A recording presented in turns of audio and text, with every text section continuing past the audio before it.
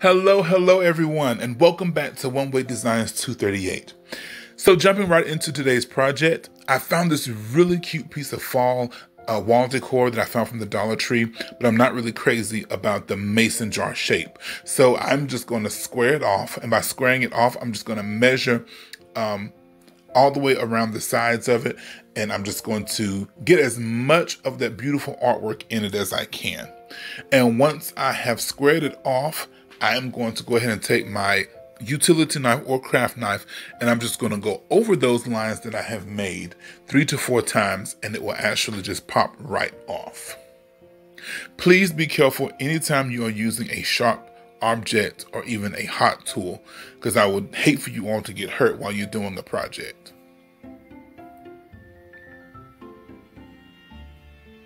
So again, once it's been scored about 3 to 4 times, it will pop right off.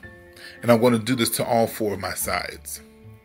So once this is complete, I'm going to go ahead and just take away the excess, cut away the excess that was left behind with my scissors. And once you have cut away with your scissors, you can actually take some sandpaper and to really just smooth those edges out as well. Now to create my border, I am going to use these gallon-sized painter sticks that you can get from any of your home improvement stores. And I'm going to give these a mitered corners. So the way that you do so is you simply measure your piece of artwork up on the side of your painter stick. And once you have actually measured on each end, then you will cut going outwards from that point. Not inward, but outward from that point, and that's how you will get that mitered edge. It can be a little confusing at first, but once you get the hang of it, I promise you, you will love using this tool. So I have all 4 pieces cut out, and now I'm just going to put my artwork on a piece of just regular cardboard. And I'm actually taking my border, one of the pieces of my borders, and I am just measuring it to see the actual width of the border on the cardboard so that I know where I need to place it and where I can trace out my artwork so that I know where I can glue it at. So you see, I have measured my artwork. I'm just going to glue it down to my cardboard. And once it is glued down, of course, I'm using my Fabri-Tac, which I absolutely love, and I'm using my hot glue sticks. Now, once that piece of artwork is adhered to the cardboard, I can go ahead and start placing my mitered borders on top of the cardboard. And again, I'm using Fabri-Tac and hot glue. Now, one tip when you are gluing down your borders, especially with the mitered edges and the mitered corners, take your time. Don't rush through it. Just take your time attaching them, because it can come out wonky if you don't have it situated just the right way. Now, I know you guys are probably thinking, why did he not paint these before he put them down? Well, I kind of got excited and I kind of forgot to paint them. And then after I put down the first piece, that's when I realized I totally forgot to paint them. But that's all right. They will get painted. So you see here, I have not attached my top piece of the border yet, because what I'm going to do is simply measure it again, the width of it going across. And once I've measured it, I'm going to cut that excess cardboard away. And the reason for doing so is I want to add my hanging apparatus behind that border, in between the border and in between that cardboard piece.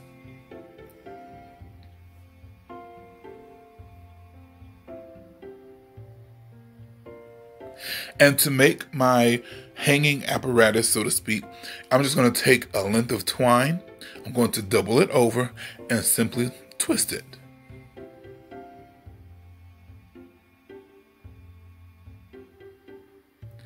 Once I've twisted it, or you could even braid it, but once I have twisted it, I'm simply going to hot glue it on top of my cardboard.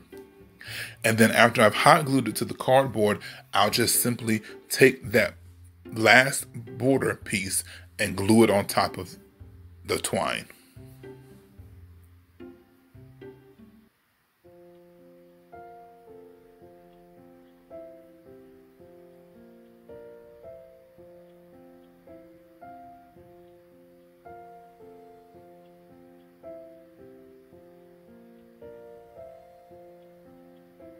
And once I glue it on top, I'm being sure that I add a lot of pressure to it so that everything adheres very cohesively.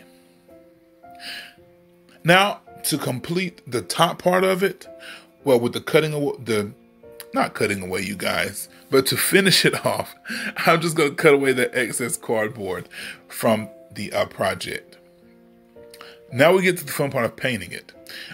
This is the concoction of regular acrylic paint and water. A lot of YouTubers are using this method to actually use it as stains. A lot of people are using the darker tones of paint. Me, myself, I don't care for the darker colors. So I am using just a little special blend that I use of different colors and different shades of brown. Now, again, if you want to do the dark color, go for it. If you want to do a lighter color, go for it. Even if you want to do this in white, beautiful. Whatever your heart desires to do, go for it. It's your project. Customize it. Make it your own, guys. If you guys have not subscribed, please do so. Subscribe. Make sure you hit the notification bell so that you are able to get all of the videos that I upload and download here on YouTube. Got a lot of great content coming your way, especially for the fall and the holiday seasons. I'm really excited about it.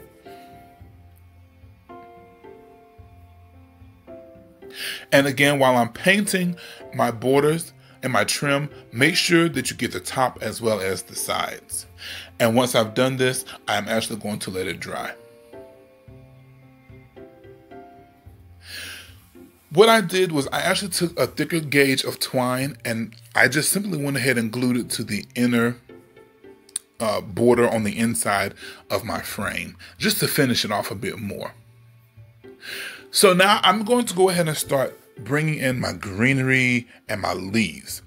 Now, when I arrange my florals, especially for the fall season, I don't like to use just all fall foliage.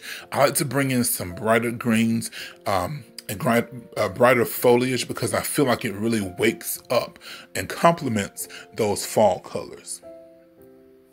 And I'm using pieces off of a eucalyptus bush that I purchased from Walmart. And I'll also be using a couple of pieces of my boxwood, which I also got from Walmart as well. Now, you guys, here I had a bit of a brain fart because I went to unplug my glue gun so that I could plug up my blow dryer to dry the paint on my project. Well, once I unplugged the blow dryer, I totally forgot to plug the glue gun back up. So I'm fiddling with the glue gun saying, what in the world is going on with this thing? I know it's not going out on me because it's one of my favorites. Well, long story short, I forgot to plug the glue gun back up, thinking something was wrong with it. And it was me the whole time. Isn't that something? In life, sometimes we have to look at a situation and say, Lord, is it me or is it somebody or something else? Most of the time, it's us, guys. So that's just a moment to help us remember to take self-inventory. So this foliage here that I'm using, I did pick this up from Hobby Lobby because I actually loved the quality of it and I love the coloring of it, especially with the variegated tones. And this particular bushel have some of those berries, the berry clusters, and it also has that really nice spraggy kind of twiggy accents to it, which I did just cut apart.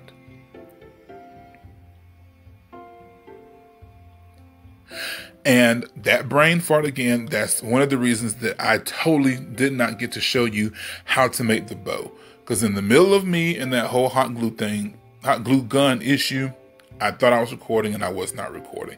So I promise you guys, I'll come back and show you how to make a bow again on another video. So I've attached my bow. And what I'm going to do now is bring in some of this beautiful pipberry. And I purchased this pipberry last year from Joann's when they were at the end of their fall season. And I absolutely love it because it adds the little pops of color without being too much or too little. And with this pipberry, I actually have it in the orange and I actually have it in the green as well.